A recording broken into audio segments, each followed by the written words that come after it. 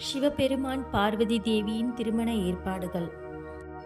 நாரதர் திருமண நிகழ்ச்சி பற்றிய தகவலை அனைவருக்கும் சென்று சேருமாறு அனுப்பினார்.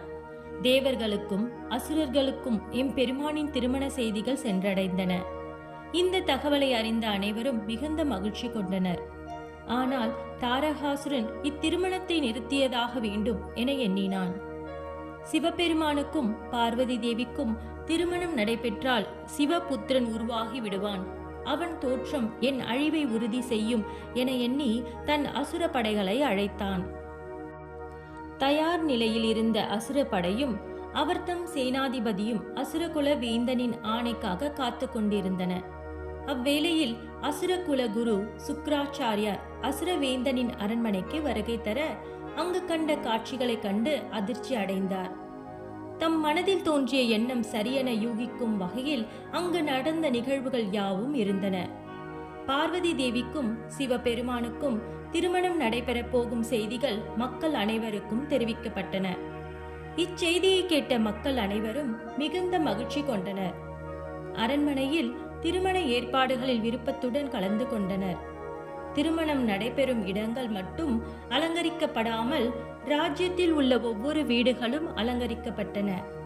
சாலைகள் தோறும் மாவிலை தோரணங்கள் கட்டப்பட்டன.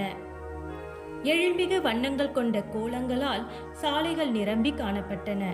விருந்தினர் வந்து தங்குவதற்காக பெரிய பெரிய அழகிய வேலைப்பாடுகளுடன் நிரம்பிய பந்தல்கள் அமைக்கப்பட்டு இருந்தன. பார்வதி தேவியின் திருமண செய்திகளை கேட்டதும் ஒவ்வொரு நாளும் பண்டிகை போன்று கொண்டாடினர். எங்கும் எத்திசையிலும் ஆடல் பாடல்கள் நிறைந்த மகிழ்ச்சியான தருணங்களாகவே இருந்தன.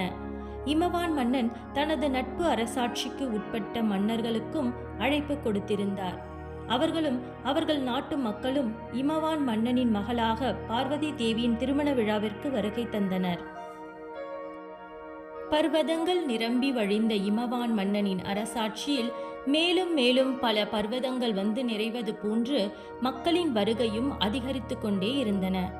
வருகின்ற மக்களுக்கும் எந்த விதமான இன்னல்களுக்கும் ஆளாகாமல் இருக்கவும், எதிரி நாட்டு படைகளால் துன்பம் நேராமல் இருக்கவும் மிகுந்த பாதுகாப்பும் சட்ட ஒழுங்கும் காக்கப்பட்டன. எழில்மிகு வண்ண பட்டாடைகள் மற்றும் ஆபரணங்கள் அணிந்து கொண்டு பெண்களை காண தேவலோக கன்னிகள் போன்று காட்சியளித்தன.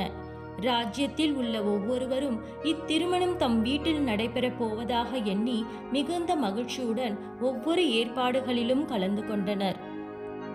திருமணத்திற்கான வருகை தந்த நண்பர்களையும் உறவினர்களையும் கண்டு அவர்களிடம் நலம் விசாரித்து கொண்டு மணமகனான சிவபெருமானின் வருகைக்காக காத்து கொண்டு இருந்தார் இமவான் மன்னன். இமவான் மன்னன் அரசாட்சியில் திருமண ஏற்பாடுகள் கோலாகலமாக ஒவ்வொரு நபரின் முகத்தில் மகிழ்ச்சியையும் ஆனந்தமுமாக இருக்க, கைலாயத்தில் திருமண ஏற்பாடுகள் வெகு விமர்சையாக இருந்தன.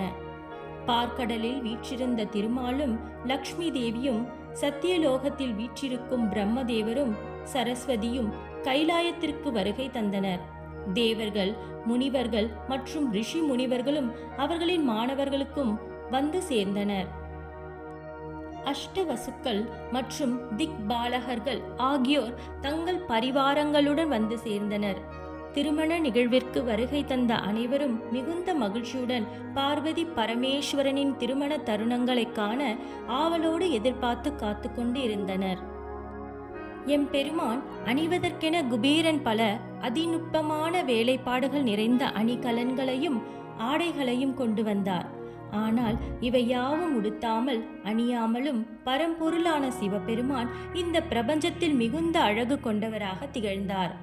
அசுரகுல வேந்தன் தாரகாசுரன் திருமண கடங்களில் பாதிப்பை ஏற்படுத்தவும் பார்வதி தேவியை கொல்லவும் தனது படை வீரர்களை அனுப்ப தயாரான நிலையிலும் அவர்களுக்கான ஆணைகள் யாவும் பிறப்பித்து கொண்டிருந்தான். இதை கண்டதும் இது என்ன அனர்த்தமான செயல் என்று அசுரவேந்தனிடம் அசுரகுல குரு கூறினார். அதற்கு தாரகாசுரன், இதில் என்ன அனர்த்தம் உள்ளது குருவே? சிவபெருமானின் திருமணம் நடைபெற்று அவர்களுக்கு புத்திரன் உருவானால் என்னுடைய அழிவு என்பது உறுதியானதாகும். அதைத்தான் எங்களின் குலகுருவாகிய தாங்கள் விருப்பப்படுகிறீர்களோ என கேட்டார். வேந்தனாக இருக்கும் தாரகாசுரனே, அசுர குலத்தோரின் நம்பிக்கையாக திகழும் நீ இது போன்றதொரு எண்ணங்களை கைவிடுதல் என்பது அவசியமாகும்.